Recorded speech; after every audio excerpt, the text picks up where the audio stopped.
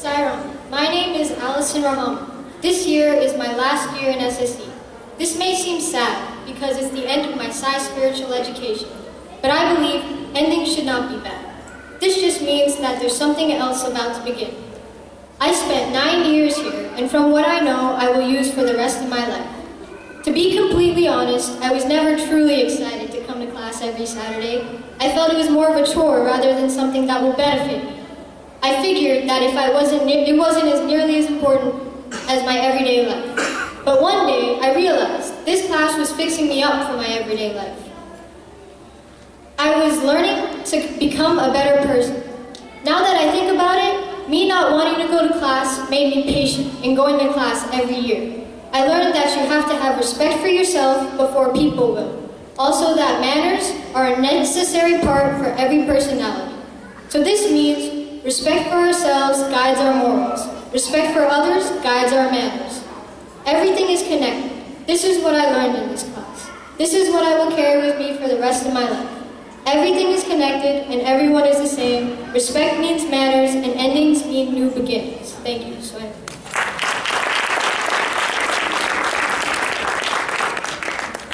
Saram, my name is Cypriya Kachar-Lakota. SSE was one of the biggest parts of my life for the past 5 years. I remember when I first came to SSE and I had no idea what all this meant, but now I am educated with the meaning of truth, nonviolence, peace, love, and right conduct. I learned how to communicate and discuss along with all my SSE peers and also basic life lessons and values we need in our life. I remember in SSE 1 when Vanita Auntie and Manoj Uncle always used to give us treats and snacks at the end of every single class, and we also used to play these fun games. Once I got to SSE 2, we didn't do much of these fun things as much as we did in SSE 1, and obviously I was very disappointed. I realized then, when we keep on growing older, life won't always be fun and rewarding like SSE 1, and as we get older, we have to grow and be more serious and hardworking, but also leave room for fun. Some of my favorite parts of SSE are when we volunteer in the food bank and do Christmas carol singing at the old age homes. Singing and helping out in the food bank is so fun because we spend so much time together with our class. We also learn how to work together and communicate together. SSE also showed me the fun and importance of learning bhajans and prayers and expressing them to Swami. SSE shaped me not only on my knowledge on values and lessons, but also musically because of all the different bhajans we learned throughout SSE 1, 2, and 3. When I first started SSE 1, I knew maybe a handful of bhajans. I wasn't that involved in bhajan singing. But now, we all know so many different types of bhajans that we enjoy so much. After all these years of SSE, I learned how service affects you and other people.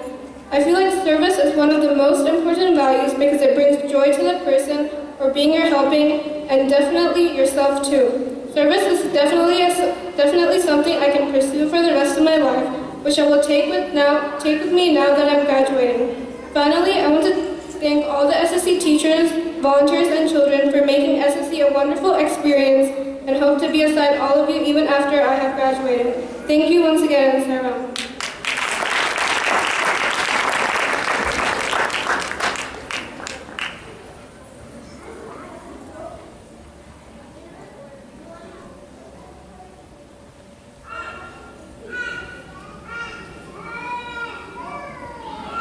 A deep Sairam to all.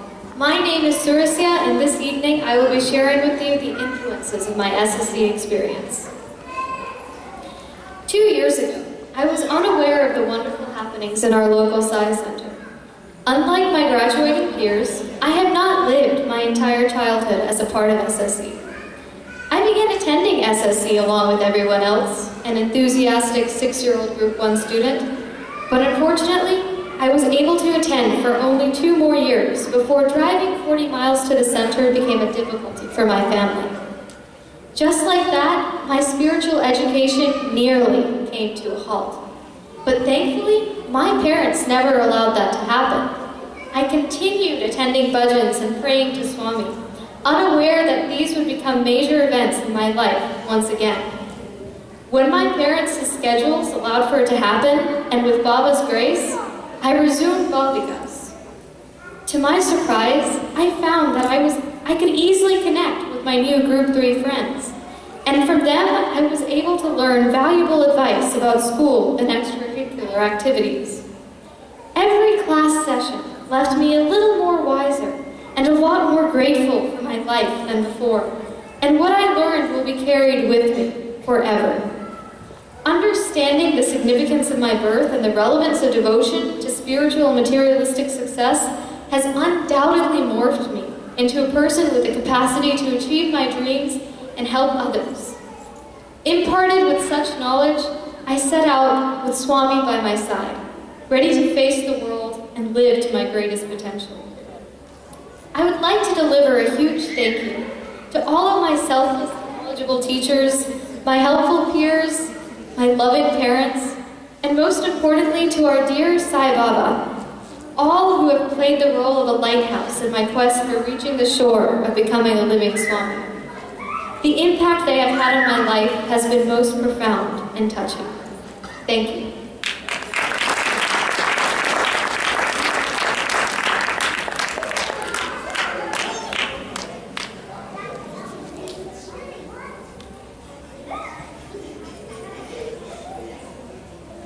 Sairam, in case you may not know, my name is Manasi and I am one of the SSC graduates. Getting into Swami's fold is something I am very thankful for, because as one of my Group 3 teachers used to tell me, getting into Swami's fold is something Swami chooses. Swami chooses who should enter his fold. I was born into a Sai family, so I was raised watching videos of Swami, attending bhajans, and listening to bhajans since I was an infant. I can still distinctly remember when I used to watch Swami's videos for hours and hours. As time passed by, my parents took me to my first Bal Vikas class. I had no idea what I was getting into.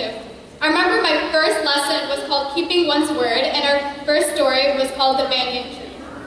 As time passed by, we learned many more lessons, such as compassion, patience, and honesty.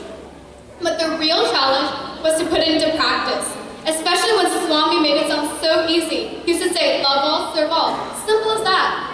But I was put into scenarios where I didn't know how to react. And I didn't know how to approach these situations. But SSC has given me a guidance on how to approach these situations and how to solve them. One example is when my friends came over one day, they noticed a picture of Swami in our house. They asked me, oh, who's that guy wearing that orange robe and huge afro? At first, I didn't know how to react, and at that point in time, I didn't know how to handle the situation. But once again, I was able to rely on SSC teachers for future references such as this. As I grew up, I started understanding more of Swami's teachings, thanks to my wonderful family and all the wonderful teachers I've had.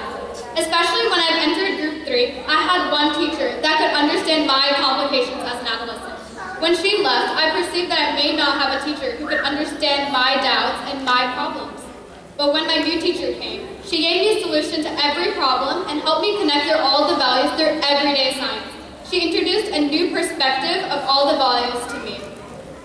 In the end, as I graduate, I know that following every single value is like reaching the summit of Mount Everest. But I want to start by picking one value dear to me, which is right conduct. This value includes my strengths, like doing service, but this also includes my weaknesses, like disciplining myself or being responsible. In conclusion, I cannot imagine my life without Swami's guidance, and without his teachings, I would not be where I am in life. There are times where I have believed where he wasn't with me, but just like stated in the play, life is full of pleasure and pain, and we can always ask Swami to help us and give us the strength that we need. Thank you, and Sairam.